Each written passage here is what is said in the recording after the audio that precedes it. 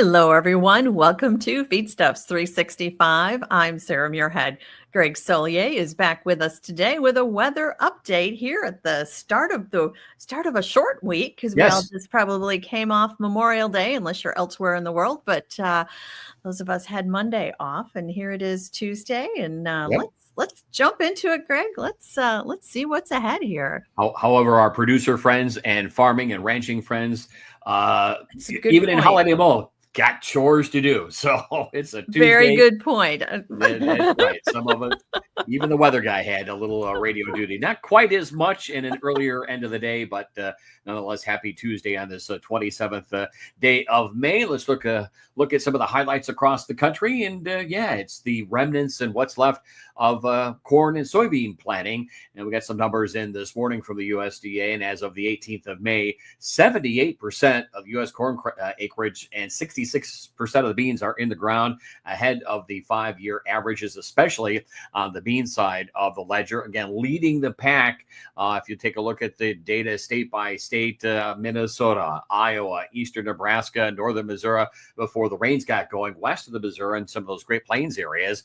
And still some of the laggards, if you were taking a look at it from county by county, it's kind of the I-70 corridor, southward into southern Illinois, southern Indiana. So some of those areas as you approach the Ohio are still behind the 5-year average, pretty much as we had laid it out. But going forward, should be able to going forward here to get things wrapped up from a planning standpoint, and a welcome pattern shift expected instead of these cold highs that have been sitting over the Great Lakes areas and these wide-ranging boundaries of temperatures that folks in Oklahoma, Texas, and the lower Mississippi Valley can testify to. It has just been too wet, standing water, muddy fields, sloppy feedlots over a wide area of the plains, and especially, once again, that magic Wichita, Oklahoma City, Dallas-Fort Worth line and points out of the east. Matter of fact, another squall line making it through down towards Houston, Galveston, and the lower Mississippi Valley this morning, weakening, but big rains are still forecast down there. So, we've got the rain, and that certainly has helped the pasture lands, winter wheat, and spring grains, and some muddiness as well. But there's been a general decrease in the drought monitor. We'll take a look at that in just a second, especially in those same areas just mentioned, eastern Kansas, Oklahoma, and Texas. Still lots of work to do. No wonder Nebraska leads the pack on just about every summer crop planting, especially corn and beans, with the degree of dryness and drought still going on there. There's had some recent rains, but a long way to go, and maybe some optimism as we move into the month of June. We've talked about this trend towards warmer to hotter to drier, and it'll be a process through June, not throwing the switch and we're over and done with that type of thing.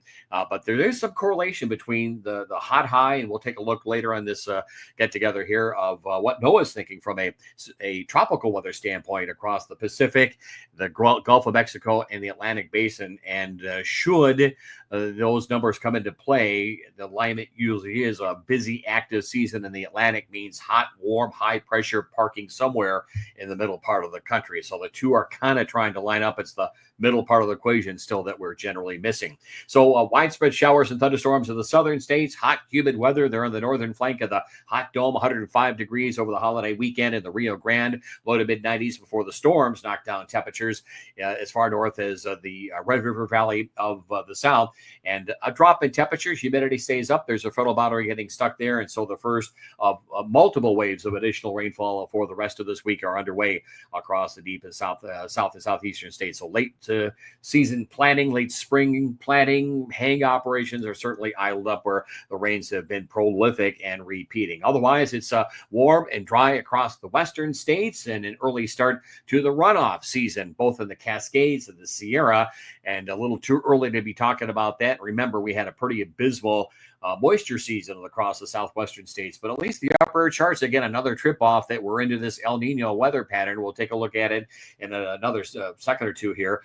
Another significant western states trough. This time of the year, you ought to be moving out of that kind of thing. And it probably is going to be largely dry based, but some indication as you get east of the divide and in the Pacific Northwest and some of those areas that are experiencing runoff, some moisture is ahead. Onto the maps and charts here for Tuesday afternoon. You can see the deeper area areas of green through Ohio, the Ohio Valley, Tennessee Valley, Mid-South, down into the Delta and points out of the east. They'll get beaten up again in the lower Mississippi Valley and Delta region this afternoon. And a smattering of showers and maybe an afternoon thunderstorm. They extend as far west as the western Corn Belt and northern plains. Pretty anemic coverages and amounts, probably chance to a quarter, maybe some outlay, a third of an inch totals in those areas anticipated in the next 24 to 36 hours. There it is for tonight. Organized rains into the Ohio Valley again, mid-Atlantic region, severe weather into West Texas, cotton country this time of the year. That's not much rain, but big old hail balls coming on down. The rain area continues into the mid-Atlantic region, and we continue with some additional rainfall on the maps and charts into the southern plains again for the day tomorrow. A little upslope, additional showers into areas of Michigan, the upper Ohio Valley, the northeast of New England. But we're trying to move into this drier pattern for the northern plains and northwestern Corn Belt locales. A little southward shift come Thursday on the wet weather into the southern plains. Again, lower Mississippi Valley, Gulf Coast, southern states. A couple of afternoon or at least morning and afternoon showers into the western Corn Belt parts of the Great Plains, but these are going to be pretty anemic coverages, light amounts. If you take a look at the rainfall totals the next couple of days, the next 7 days, most spots will stay a quarter inch or under for much of the northern and central plains and Corn Belt locales, but bigger numbers over the Delta and southeastern states. Matter of fact, the next 48 hours, bullseye into Oklahoma and Kansas, central and southern Texas, lower Mississippi Valley through Louisiana, into parts of the eastern Tennessee Valley, mid-Atlantic region, and southward from there. Nice to see some of those deeper shades of blue at maybe 3/4 to a bucket and a half or more into central and south Florida and the eastern Carolinas that still have a little more work to do with regard to dryness and drought in that particular part of the country. Severe weather on the way. Not much going on here for the next few days for openers across the middle part of the country, but getting roughed up with probably large hail, the big story. So heads up on livestock operations in through the Rio Grande,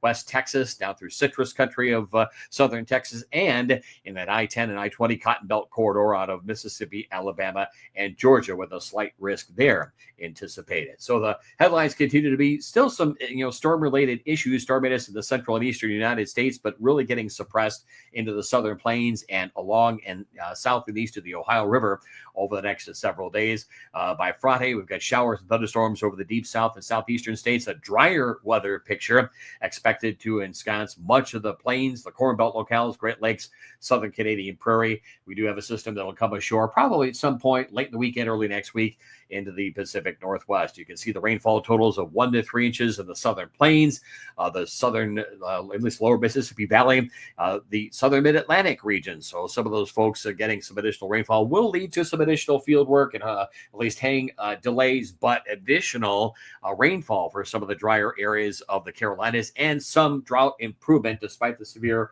related issues. That is a tough area of dryness and drought into the Rio Grande Valley, as you will see, and temperatures across the central valleys of California, the southwestern part of the country, per usual, as we get ready to roll into June, approaching the 100-degree mark. So come Friday, still a little frothiness, if you will, across the eastern third of the country. A couple of spotty showers, Great Lakes, any organized rains are down through the southeastern states. Come Saturday, a little system offshore California just kind of gets that June swoon of morning low clouds, a little mist and drizzle from the Bay Area into San Diego. But you get into the ag areas of the San Joaquin Imperial Valleys, just hot and dry there. And still some frothiness come Saturday to Sunday over the northeast of New England. So a tad unsettled and cool there. A couple of showers, but you can see some building, some arcing of those upper level ridge areas, or winds, I should say, or lines back west of the Missouri Sunday and into Monday over the southern states and into the eastern Corn Belt locales and points northward come Tuesday. So yeah, things are going to get better if you just read that straight alone. And you can see that trough that we talked about, that U-shaped configuration, the low coming across the Pacific Northwest, California, the divide country into Big Sky country. So additional showers and thunderstorms there, too warm to get snow in the mountains, but we get some moisture going in the Pacific Northwest and northern parts of the country, northern Rockies. And again, don't normally see that as we have rolled the calendar by, believe it is Sunday, the first day of June. Yes, or into Monday, first day of June, start of meteorological summertime, and we'll begin to get that feel for a change into the Corn Belt and Plain States areas. There's the weather systems kind of making their way through the southern states Saturday, Sunday into Monday. We'll get a system between Sunday to Monday to make its way into the upper Ohio Valley and into the northeast of New England. But otherwise, high pressure continuing to build in across the middle part of the country. The 7-day rainfall forecast continues to be of a general move into the weather pattern of wetter conditions, again, over the southern states. And late in the period, we'll get into some additional rainfall into the northern plains and back in the Pacific Northwest. The drought here continues on as of the 20th of May. That is the latest one from late last week. Still some dryness areas, moderate drought into parts of northern Illinois, northwest Indiana, normally dry. You can see some improvement through Wisconsin, Iowa. The worst of it is still west of the Missouri through Nebraska. And again, just exceptional to extreme dryness and drought. So that raises the specter of maybe some flash flooding into parts of the Rio Grande and southwestern states with some showers and thunderstorms there. But big improvement to Texas, Oklahoma, the areas from the Missouri River on southward through the lower Mississippi Valley, still a little dry patch or two into the mid-Atlantic region. The northeast of New England should be able to take care of that here for this week.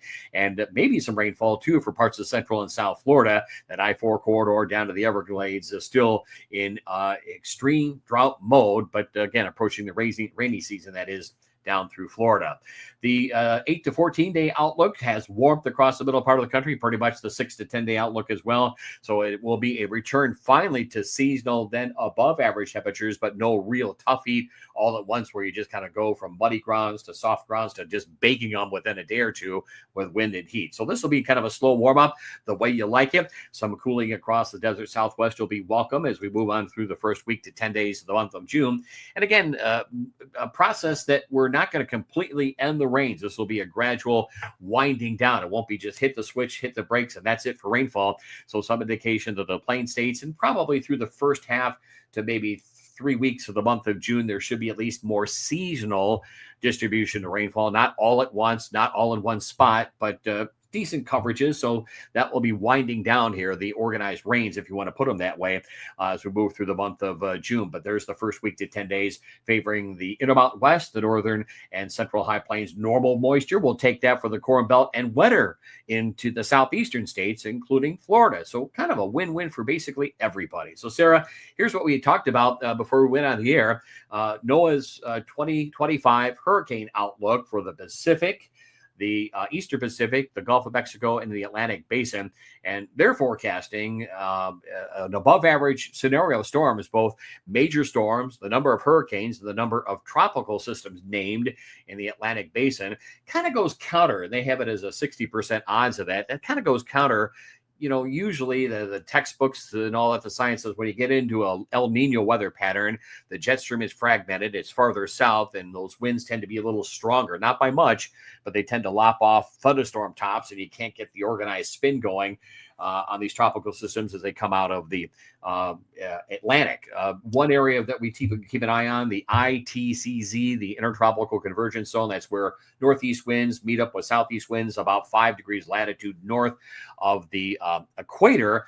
Already very busy down there with showers and thunderstorms. Already systems are coming off the African coast. But again, we got the strengthening El Nino weather pattern going on. So, we'll take this with a grain of salt. But again, if you get the tropics to get busy in the Atlantic, and we're seeing the ridging in the middle part of the country, that tends to strengthen north and west of these storm tracks as they come off the Atlantic. You build these warm, high pressure ridges.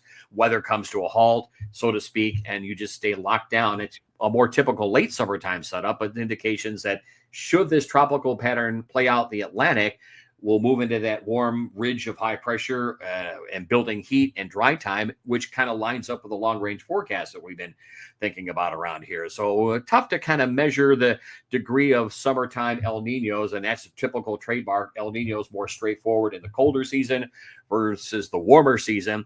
In any event, it gives everyone the opportunity here to check us out. How's that for a plug? Tuesdays and Fridays this week in agribusiness, and on our live stream broadcast, he tries to say, in the middle part of the month. So that is the weather for a Tuesday after a long holiday weekend for some. Fairly quiet. Rains for the south and southeastern part of the country. Winding down of rains for now. Warmer conditions. Growing degree day units. Nice greening up of pasture lands or growth and development, however you want to look at it. And a milder go over for folks outdoors, whether it's a livestock scene or scouting or wrapping up planting across the middle part of the country.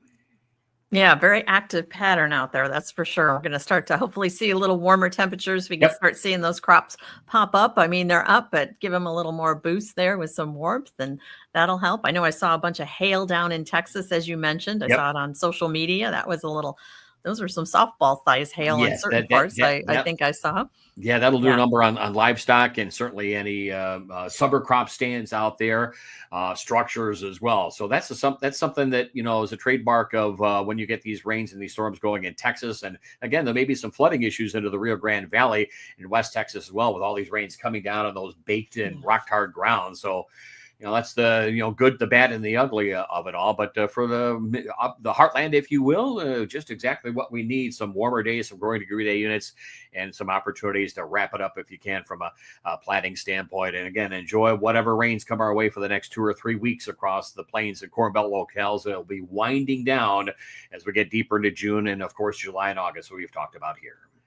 Exactly. So we'll check back in with Greg on Friday of this week to get an update over the weekend and into early next week. And of course, This Week in Agribusiness every weekend on RFD TV and another 120 affiliated stations. So tune in and stay updated. You can always check on Feedstuffs 365 on feedstuffs.com for our latest forecast as well.